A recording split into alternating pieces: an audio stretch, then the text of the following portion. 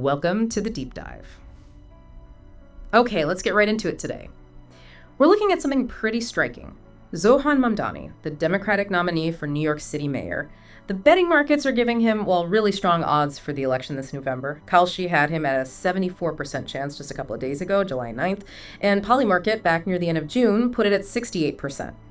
So our mission today is, let's cut through the noise, let's really expose why these odds seem so real, what's actually making him such a, formidable candidate. Feels kind of unexpected, doesn't it? It does, yeah. And it's fascinating because it's not just one thing. It's like multiple factors all lining up, creating this really strong position for him. We're going to dive into, that primary win, the sheer grassroots energy he's tapped into his platform, what he actually stands for, and also the alliances he's built, the way the opposition looks right now, and his campaigning style. It's quite unique. It's really about understanding all those currents, why the numbers are reflecting what they are. Okay, let's start with that primary victory, because that seems like a huge piece of this puzzle. How big was that win, really, and why was it such a turning point? Well, it wasn't just any win, right? This was against Andrew Cuomo, a huge name, dominated state politics for years, and honestly, he was leading in the polls for a lot of the primary race. Mamdani beat him by 12 percentage points, pulled in 56% to Cuomo's 44% after the ranked choice votes were all counted, which that system helps ensure a majority winner. 12 points against Cuomo. That's significant. It's incredibly significant, especially given Cuomo's machine, his name recognition. It wasn't just a win, it felt like a real message. Voters signaling they wanted something drastically different. And in a city like New York, Democrats outnumber Republicans 6-1, winning the Democratic primary. That's often the whole ball game right there.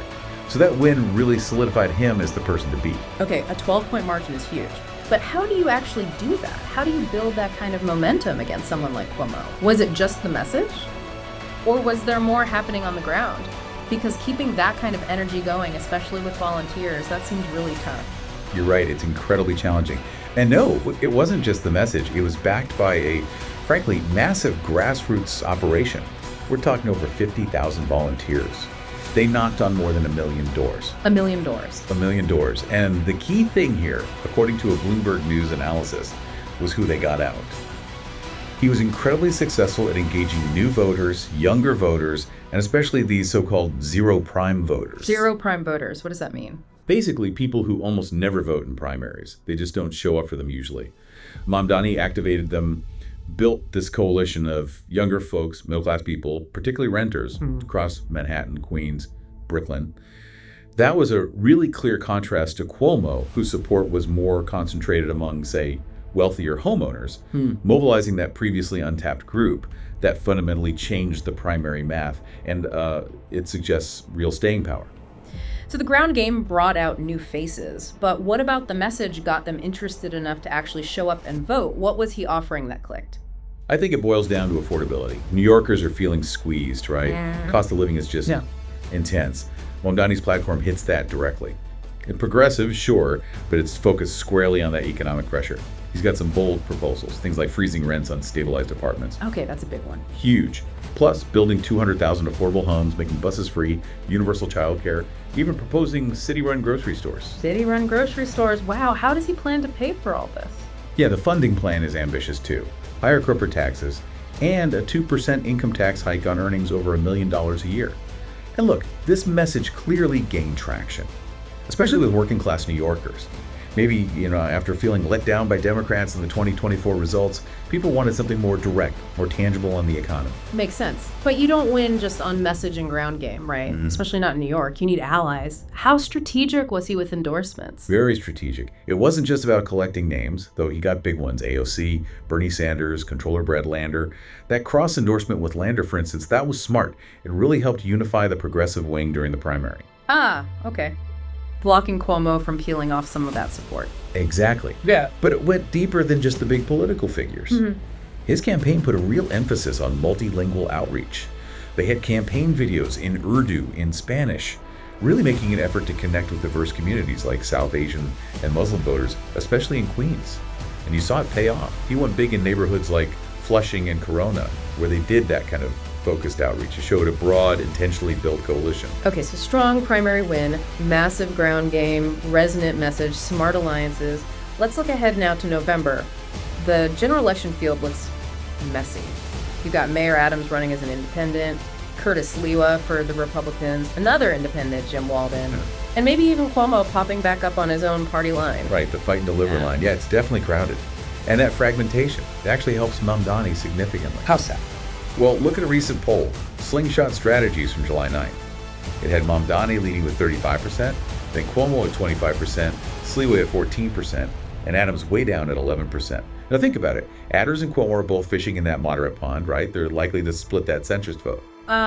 Leaving Mamdani with a clearer path with his consolidated progressive base. Precisely.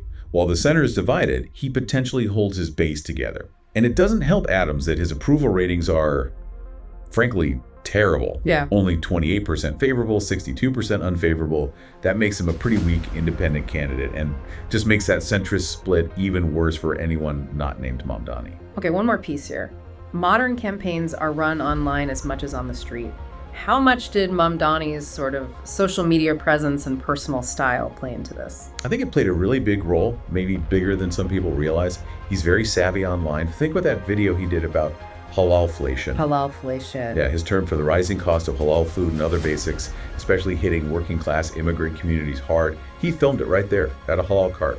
It went viral. It wasn't just clever, it was relatable. It amplified his core message about affordability in a way that really connected, especially with younger voters and diverse groups who often feel ignored. And his personal story probably helps too. Absolutely. You know, being a Ugandan-born Muslim South Asian assemblyman, it's a very different profile from the more establishment figures like Cuomo or Adams. There's an authenticity there, a relatability that seems to resonate with New Yorkers looking for a genuine change. He comes across as compelling, not just another politician. Of course, it can't all be positive. He must be facing some pushback, some challenges. Oh, definitely. It's not all smooth sailing. His progressive policies, especially things like the rent freeze proposal or his views on policing, they've drawn serious fire from powerful groups, real estate interests for sure. And there's concern among some Jewish voters about his stance on Israel. That's a significant factor in New York politics. How damaging could those criticisms be? Well, you've got conservative critics, even President Trump, calling him too radical. Yes. He's even faced threats, apparently. But here's the thing. How much does that criticism break through his coalition? In a city that leans so heavily Democratic, his core message on affordability is powerful. His broad base, built through that grassroots work and targeted outreach, might be strong enough to weather those attacks. The challenge for his opponents is making those criticisms stick beyond their own base, you know. Right. So pulling it all together, what does this mean for you watching this unfold? We've kind of unpacked the big reasons behind Zohran Mamdani's surprisingly strong position. That decisive primary win showed he could beat the establishment. The incredible grassroots machine mobilized new voters. His populist platform zeroed in on affordability. Add in smart endorsements, a divided opposition that helps him mathematically, and this very effective, charismatic online presence. Yeah, when you stack it all up, that 74% probability on Kalshi starts to make a lot more sense, doesn't it? It reflects the combined weight of all those strengths. But the bigger question, maybe for you to think about, is what does Mamdani's rise signal about politics in big American cities today?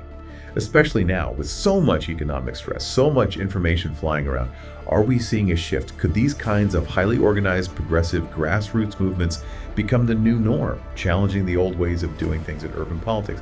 What happens if this trend continues?